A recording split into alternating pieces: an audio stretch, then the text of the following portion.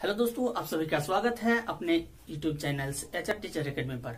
आज हम लोग बात करेंगे CTET some of importance word. कुछ संप्रेषण का मतलब क्या होता है। संप्रेषण का मतलब होता है बातचीत करना। क्या होता है? बातचीत करना। संप्रेषण का मतलब होता है बातचीत करना। और एकांकी का मतलब क्या होता है? नाटक, डायलॉग होता है। एकांकी मतलब होता है नाटक।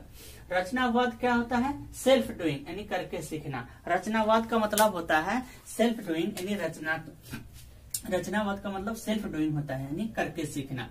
अब एक आता है वर्ड कि निर्योग्यता। तो निर्योग्यता मतलब क्या होता है, इस चीज को हम लोग देख लेते हैं। तो निर्योग्यता का मतलब होता है सीखने में कमी रह गई। जैसे बच्चे कोई पढ़ा रहे हैं, उसमें कुछ कमी रह जाती है, उसको हम क्या कहेंगे? निर्योग्यता। क्या कहेंगे? निर्योग्यता।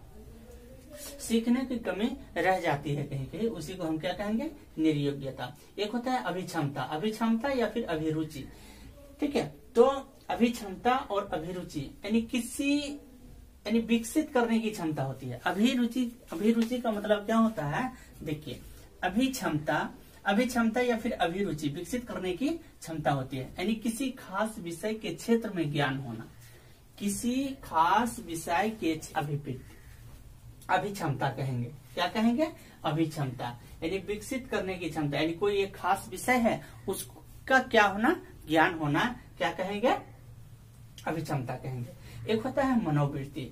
अब मनोवृत्ति क्या है? देखिए, तो मनोवृत्ति बार बार वर्ड सब आते हैं। ये सब वर्ड जो है आपको सीटेट देखने के लिए आपको मिल जाएंगे। तो मनोवृत्ति यानी किसी व्यक्ति या वस्तु या घटना के प्रति एक खास ढंग से जो अनुक्रिया करने की एक मानसिक तत्परता होती है, उसे हम क्या कहेंगे? मनोवृत्ति कहेंगे। देखिए, अनुकरण का मतलब होता है देखकर, होता है ना कि उस पाते है ना, सीख पाते, तो उस चीज को क्या करते हैं? अनुक्रिया करते हैं यानी देखते हैं। जैसे देखने के बाद हम भी क्या करते हैं? उस मानसिक पर उस तत्परता से हम क्या करते हैं? उस चीज को हम बैठा लेते हैं कि काश हम भी सीख पाएंगे और कर पाएंगे। तो उस देखने के बाद जो हम क्या करते हैं? अपनी मानसिक तत्परता में बैठा लेते हैं कि हम भी कर सकते हैं। उसको क्या कहेंगे? मनोवृत्ति। मनोवृत्ति यानी किसी व्यक्ति या वस्तु या घटना के प्रति एक खास ढंग से जो अनुक्रिया करने की एक मानसिक तत्परता होती है, उसे क्या कहेंगे?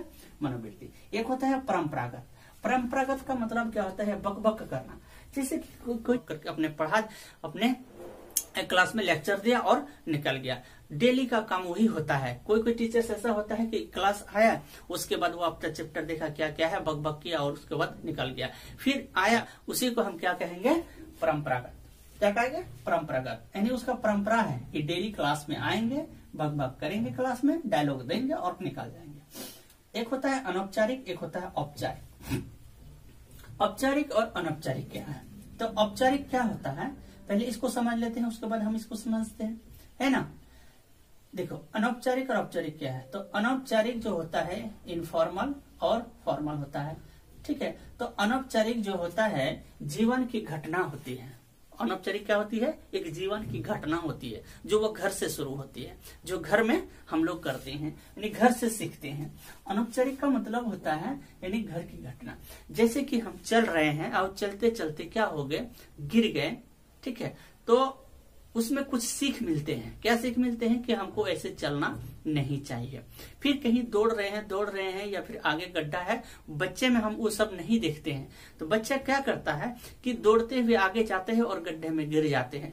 वो गड्ढे या समतल क्या है वो कुछ मायने नहीं रखता है। एक छोटा बच्चा, ठीक है, वो दौड़ते हैं, वो गिर जाते हैं, लेकिन उस चीज को फिर वो सोचते हैं कि ऐसे अगर हम दौड़ेंगे तो गिर जाएंगे, तो दोबारा जो है वो क्या करते हैं? वैसे नहीं दौड़ते हैं, वैसे चलते भी नहीं है। तो उससे भी क्या करते हैं? कुछ सीख मिलते हैं। तो वो सब कहाँ मिलेंगे? तो वो घर के वो सीखते हैं। जैसे कि या फिर घर से बाहर, जैसे कि आप खेलते खेलते गिर गए या चलते चलते गिर गए, या स्कूल के मैदान में क्या है? स्कूल से बाहर है, तो स्कूल के मैदान में हम क्या कर रहे हैं? खेल रहे हैं और खेलते खेलते क्या किए?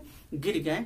और गिरने के दरमियान भी हमको कुछ सीखने मिलता है कि उस टाइप से हमको चलना नहीं चाहिए, उस टाइप के हमको दौड़ना नहीं चाहिए, नहीं तो फिर से हम क्या होंगे? गिर जाएंगे। तो उसी को हम क्या कहेंगे? अनौपचारिक। एक होता है औपचारिक। औपचारिक मतलब फॉर्मल। तो ये फॉर्मल औपचारिक कहाँ सीखते हैं? घर से बाहर। तो घर से बाहर कहाँ? स्कूल में, कॉलेज में, संस्था में जो हम औपचारिक सीखते हैं। औपचारिक हम सीखते हैं कहाँ? कॉलेज में, संस्था में, है ना, स्कूल में, ये औपचारिक सीखते हैं। अनौपचारिक घर की घटना यानी बाहर की घटना, जैसे चलते चलते उसे अनौपचारिक कहेंगे, और औपचारिक जो स्कूल और कॉलेज में सीखते हैं। एकीकरण का मतलब देखिए, एकीकरण क्या होता है, तो एकीकरण ये सीखते हैं कैसे, एकीकरण सीखते कैसे है, देखिए कहीं भी किसी भी हर जगह किसी टाइम टीचर से, दूसरे से और किसी से, साथी से हर जगह हम सीखते हैं, उसे एकीकरण कहेंगे। ठीक है, यानी कहीं भी कभी भी सभी जगह टीचर से, मम्मी से, पेरेंट्स से, भाई से, बहन से, दोस्तों से, किसी से भी जो एकीकरण करके इकट्ठा करके हम लोग इस चीज को क्या करते हैं, सीखते हैं, उसे क्या कहेंगे, एकीकरण कहेंगे। एक होता है उपागम। उपागम का मतलब होता है किस सोच से हम पढ़ते हैं। उपागम जो करते हैं हम, जो सीखते हैं, किस सोच से हम सीखते हैं, किसी चीज से हम किस सोच से हम सीखते हैं, है ना, किस सोच से हम पढ़ते हैं और उस चीज को हम किस सोच से करते हैं, उसी को हम क्या कहेंगे, उपागम कहेंगे। एक होता है महत्वाकांक्षी। महत्वाकांक्षी का मतलब होता है उच्च लक्ष्यों की प्राप्ति का प्रयास करना। ठीक है, जैसे एक गोल होता है ना कि हम छोटा छोटा चीज करते हैं, उसके बाद एक उच्च प्राप्ति रखते हैं कि हमको क्या बनना है, तो टीचर्स से बनना है। क्या बनना है, टीचर्स। तो इधर उधर की तैयारी तो बहुत करते हैं, लेकिन हम फोकस किसके तरफ करते हैं, एक टीचर्स कि हमको टीचर्स बनना है, हाई स्कूल का टीचर्स या मिडिल स्कूल का या फिर प्राइमरी का। एक फोकस रहता है हमको लक्ष्य, उच्च लक्ष्य की प्राप्ति की हम बड़े बड़े क्या बिताएंगे, है ना। तो ये सारा चीज जो है क्या होगा, महत्वाकांक्षी यानी उच्च लक्ष्य की प्राप्ति करना, है ना। एक होता है समृद्धिकरण। समृद्धिकरण का मतलब क्या होता है, समृद्धिकरण का होता है क्लास में अवसर मिलना चाहिए बच्चे में जो है समृद्धि। देखिए समृद्धिकरण होता क्या है कि बच्चे जो है क्लास में है तो क्लास में अवसर मिलना चाहिए, बच्चे वो सक्रिय तो होगा और बच्चे को अवसर मिलना चाहिए बोलने में, पढ़ने में, खाने में, पीने में, सब चीज में उसको क्या मिलना चाहिए, अवसर मिलना चाहिए। किसको, बच्चे को। उसी को हम क्या कहेंगे, समृद्धिकरण कहेंगे। एक होता है प्रशिक्षुता। प्रशिक्षुता का मतलब होता है टीचर से सीखना। उस्ताद एक टीचर्स भी होता है, टीचर से सीखना, उसमें प्रशिक्षुता कहेंगे। प्रशिक्षुता कहेंगे किसे, जो टीचर से सीखते हैं उसे हम क्या कहेंगे, प्रशिक्षक। तो आई थिंक ये वर्ड समझ गए हैं।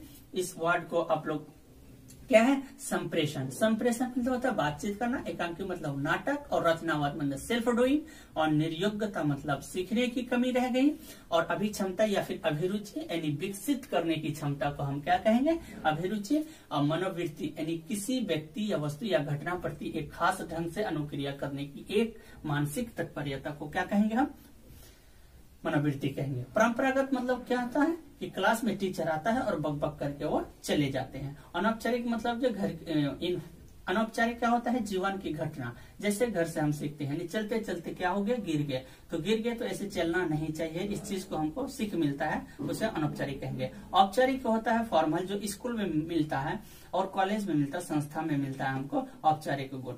ठीक है, और एकीकरण का मतलब होता है कहीं भी कभी भी किसी जगह, हर जगह टीचर से हो, साथी से हो, किसी से भी हो, हम क्या करते हैं, सीख सकते हैं, है ना, साथी से हो, किसी से भी हो, ETC, है ना, उसे हम एकीकरण। उपागम का मतलब किस सोच से हम पढ़ते हैं, किस सोच से हम सीखते हैं, उसको हम क्या कहेंगे, उपागम कहेंगे। महत्वाकांक्षी का मतलब उच्च लक्ष्यों की प्राप्ति के लिए प्रयास करना, है ना।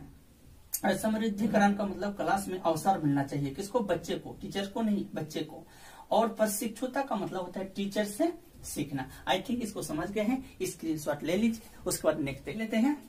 तो अभिवृत्ति, शारीरिक विकास। अभिवृत्ति का मतलब क्या होता है, शारीरिक विकास। एक होता है नैसर्गिक प्रवृत्ति। नैसर्गिक प्रवृत्ति मतलब जन्मजात प्रवृत्ति होता है, नैसर्गिक प्रवृत्ति मतलब जन्मजात प्रवृत्ति। ठीक है, और एक होता है सृजनात्मकता।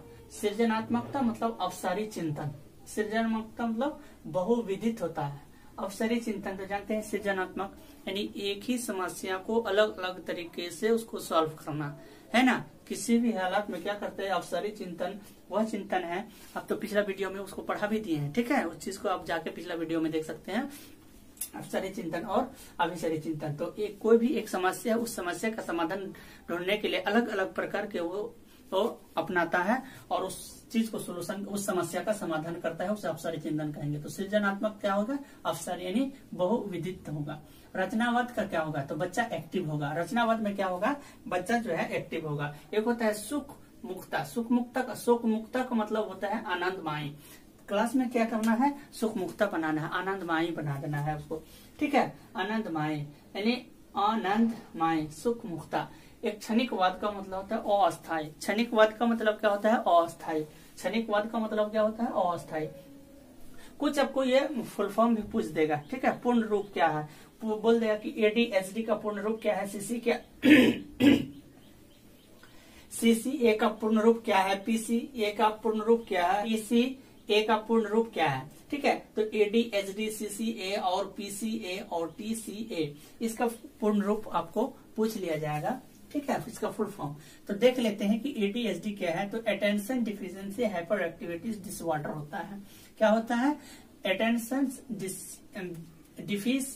Deficit hyper activities disorder. एक होता है सीसी चाइल्ड सेंटर अप्रोच होता है। क्या होता है, चाइल्ड सेंटर अप्रोच। एक होता है PCA process centre approach, process centre approach, process centre approach. एक होता है TCA teacher centre approach, teacher centre approach, teacher centre approach, teacher centre approach. तो ADHD attention hyper attention deficit and disorder. CCA child centre approach, process centre approach, TCA teacher centre approach. एक होता है उद्दीपक। उद्दीपक यानी दूसरे को देखकर काम करने की इच्छा जगाने को हम उद्दीपक कहेंगे। उद्दीपक किसे कहेंगे, दूसरे को देखकर काम करने की इच्छा जगाना उद्दीपक कहलाएंगे। एक होता है सहानुभूति, एक समानुभूति होता है, एक पुरानुभूति। सहानुभूति को हम पुरानुभूति भी कह सकते हैं। ठीक है, समानुभूति और प्रानुभूति ये होता क्या है, दूसरों के स्थान पर स्वयं को रखकर अपने दर्द को महसूस करना। सहानुभूति यानी देखिए, जैसे कि कोई डेट कर जाते हैं, किसी का मम्मी अगर डेथ कर गए और वहां गए और उस चीज को महसूस करना, यानी दुख या दर्द को वो अपने में महसूस करना, क्या कहलाएंगे, वह सहानुभूति या फिर प्रानुभूति कहेंगे। यानी दूसरों के स्थान पर स्वयं को रखकर अपने दर्द को महसूस करना, उस जगह से उसको हटा के अपने दर्द को महसूस करना, उसे हम क्या कहेंगे, समानुभूति या प्रानुभूति कहेंगे। तो आई थिंक ये वर्ड समझ गए होंगे, दिखा दिए हैं। इस चीज को एक बार ध्यान से आप लोग पढ़ लेंगे, देख लेंगे, जो क्वेश्चन पेपर सॉल्व करने में आपको आसानी होगी। आई थिंक देख लेते हैं। तो समालोचन, समालोचन या आलोचनात्मक, तो जिसमें लाभ भी हो और हानि भी हो,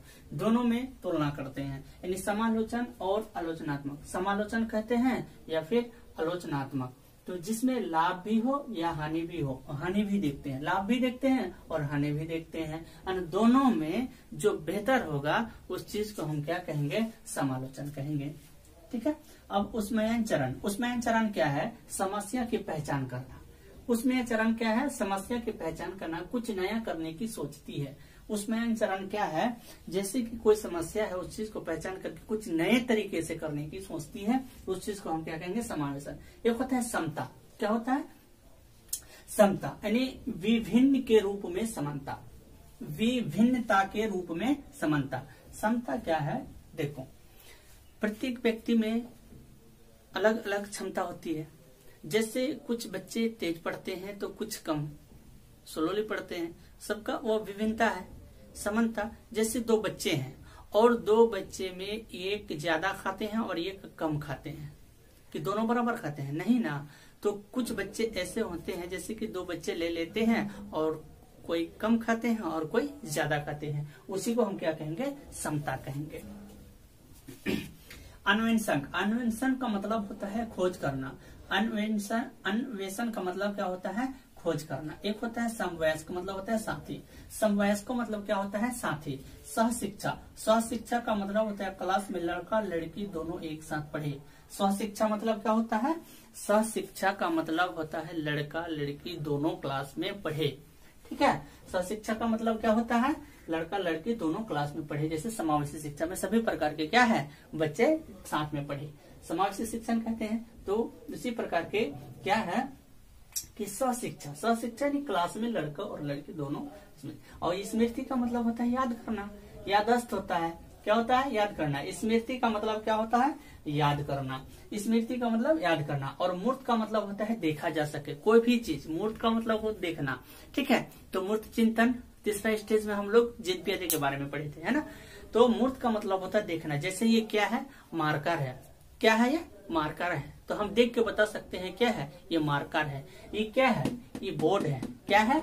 ये बोर्ड है। क्यों? क्योंकि हम देख के बता सकते हैं कि ये बोर्ड है। उधर क्या है? पीछे की तरफ तो हम तो नहीं देखे हैं, तो पीछे नहीं बता सकते हैं, वो क्या हो जाएगा? अमूर्त, है ना। जो पीछे चीज को नहीं देख सकते हैं वो अमूर्त हो गया, और जो मूर्त उसी को जो हम देख सकते हैं आगे उसको मूर्त कहते हैं। तो ये बोर्ड हो गया, मार्कर हो गया, सेट हो गया, है ना। तो जिस चीज को हम देख सकते हैं सामने, ये क्या है? ये डेस्टर है। तो हम देख के बता सकते हैं ये क्या है? डेस्टर है। तो इसी को हम क्या कहेंगे? मूर्त कहेंगे। एक होता है प्राकृतिक तथा पालन पोषण, ठीक है। प्राकृतिक तथा पालन पोषण ये तो आपको एज इट इज ऑप्शन में देखने के लिए मिल जाएगा, ठीक है। तो यहाँ प्राकृतिक का मतलब होता है आनुवंशिकता, और पालन पोषण का मतलब होता है वातावरण, ठीक है। एक दूसरे से जुड़ा हुआ रहेगा। अगर एक दूसरे से जुड़ा हुआ नहीं रहेगा, सिर्फ प्राकृतिक रहेगा या फिर सिर्फ पालन पोषण रहेगा, तो वह ऑप्शन हमेशा गलत होगा। लेकिन सही तभी होगा जब प्राकृतिक और पालन पोषण दोनों हो। अगर ऑप्शन में दिया रहेगा सिर्फ आनुवंशिकता से या फिर वातावरण से, या फिर आनुवंशिकता एवं वातावरण दोनों से, तो फिर हमेशा क्या होगा? आनुवंशिकता वातावरण हमेशा सही होगा, ठीक है। तो यहाँ प्राकृतिक हम आनुवंशिकता से लेते हैं और पालन पोषण जो हम वातावरण के लेते हैं। एक दूसरे से जुड़ा हुआ है, एक दूसरे के बिना ये अधूरा है। अगर एक है तो उसका जो है पालन पोषण कम हो जाएगा। अगर वातावरण कितना भी उसका आनुवंशिकता ठीक हो, टैलेंट हो, सब कुछ हो, अगर उस वातावरण में ले जाके अगर उसको डाल देते हैं तो वो कुछ भी नहीं कर पाएगा, वो अपने कुछ सीख भी नहीं पाएगा। अगर वो आनुवंशिकता ठीक है, अगर वातावरण बहुत अच्छा है और आनुवंशिकता उसका गड़बड़ है, मानसिक योग्यता उसका गड़बड़ है, पढ़ने में तेज नहीं है, कुछ भी नहीं है, अगर कितना भी उसको इन्वायरमेंट में उसको वातावरण में रख दीजिए वह सीख नहीं पाएगा। इसलिए एक दूसरे से जुड़ाव है, ठीक है। तो आनुवंशिकता के बिना वातावरण अधूरा है और वातावरण के बिना आनुवंशिकता अधूरा है। दोनों अटैच है, एक दूसरे से जुड़ा हुआ है, ठीक है। एक होता है चाक्षुष। चाक्षुष का मतलब होता है देख कर सीखना। चाक्षुष का मतलब होता है देख कर सीखना कि ये बच्चे क्या है पढ़ रहा है, चलो भाई हम भी उसको देख देख के क्या करेंगे? पढ़ेंगे, है ना। देख के पढ़ेंगे, देख के क्या करेंगे? जज्बा होगा और हम उस चीज को क्या करेंगे? सीखेंगे। चाक्षुष से मतलब होता है देख कर सीखना, उस चीज को हम देख के सीख रहे हैं, ठीक है। चाक्षुष मतलब देख कर सीखना, कोई भी चीज को हम देख के जो सीखते हैं। एक होता है सर्जन। सर्जन का मतलब जुनून पैदा करना। सर्जन का मतलब क्या होता है? जुनून पैदा करना, जुनून पैदा करना। सर्जन का मतलब क्या होता है? जुनून पैदा करना। यानी किसी भी चीज को हम करने के लिए पहले क्या करते हैं? जुनून पैदा करते हैं कि हम इस चीज को कर लें। देखिए मोटिवेशन में क्या करते हैं कि कोई भी मतलब जो चीज को करने के लिए एक काबिल, तो इसी प्रकार के जो जुनून होता है ये जुनून पैदा करते हैं। जब हम कोई चीज पढ़ा रहे हैं, आप सोच रहे होंगे कि अब जो हम क्या कहें सीटेट पास कर जाएंगे, इस तरह अगर हम पढ़ लेते हैं तो इसी प्रकार का क्या होता है? एक जुनून होता है उस चीज काम करने का, ठीक है। एक होता है स्मरण का मतलब होता है याद करना। स्मरण का मतलब क्या होता है? याद करना। स्मृति मतलब होता है याद करना। और एक होता है निष्पादन। निष्पादन का मतलब होता है कार्य कर देना। निष्पादन का मतलब होता है कार्य कर देना। निष्पादन का मतलब क्या होता है? कार्य कर देना। निष्पादन का मतलब क्या होता है? कार्य कर देना। जैसे क्लास में टीचर्स आए, ठीक है, उससे पहले बच्चे को होमवर्क दिया गया था और होमवर्क वो बच्चे क्या है? कर दिए हैं, ठीक है। उसी को हम कहते हैं कार्य कर देना। यानी निष्पादन का मतलब कार्य कर देना, जो काम दिया है उस चीज को कंप्लीट कर देना, कार्य कर देना। एक प्रवृत्ति यानी 2 से लेके 6 वर्ष को क्या कहेंगे? प्रवृत्ति कहेंगे। और परवर्ती जो है बाद वाली अवस्था को, यानी 2 से 6 के बाद जो होता है 6 से 12 वर्ष को हम क्या कहेंगे? परवर्ती कहेंगे। एक होता है पूर्ववर्ती, एक होता है परवर्ती। 2 होते हैं, एक पूर्ववर्ती एक परवर्ती। तो पूर्ववर्ती पहले वाला यानी 2 से लेके 6 वर्ष को हम क्या कहेंगे? परवर्ती, पूर्ववर्ती यानी पहले। उसको हम प्रारंभिक अवस्था भी कह सकते हैं। क्या कह सकते हैं? प्रारंभिक अवस्था भी कह सकते हैं। 2 से लेकर 6 वर्ष। एक होता है पूर्ववर्ती। पूर्ववर्ती क्या है? पूर्ववर्ती जो है 6 से लेके 12 वर्ष को हम क्या कहेंगे? परवर्ती कहेंगे, बाद वाला, ठीक है। 2 से 6 पूर्ववर्ती, 6 से 12 परवर्ती। एक होता है अनुकूलतम। अनुकूलतम मतलब क्या होता है? व्यक्तिगत भिन्नता, ठीक है। अनुकूलतम क्या होता है? व्यक्तिगत भिन्नता होता है। एक होता है बोधगम्यता। बोधगम्यता क्या होता है? जैसे विराम चिन्ह होता है। बोधगम्यता का मतलब होता है विराम चिन्ह। एक स्टॉप में हम कैसे बोल सकते हैं, कहाँ रुकना है, कहाँ बोलने के बाद फिर वो स्टॉप हो जाना है, उसी को कहाँ बोलना है कहाँ नहीं बोलना है, एक विराम चिन्ह लग जाता है, उसी को हम क्या कहेंगे? बोधगम्यता। एक होता है स्वरागम। ये स्वरागम का मतलब अन्य स्वर से जोड़ना। जैसे स्वरागम, स्वरागम का मतलब अन्य स्वर से जोड़ना। उसको हम क्या दे देंगे? ये क्या हो गया? कम। ठीक, इसमें आकर लगा दिया तो क्या हो गया? काम, है ना। तो इसमें क्या किया?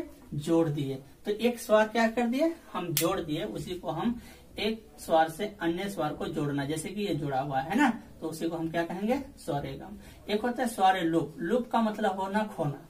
लुप का मतलब होता है खत्म, यानी क्या होता है? खो देना। तो स्वर लोप यानी स्वर खो जाना। तो इसमें क्या होता है? स्वर कर दिया गया है, खत्म कर दिया हो। स्वर लोप यानी इसमें खत्म कर दिया हो। जैसे ये क्या है? काम है। क्या है?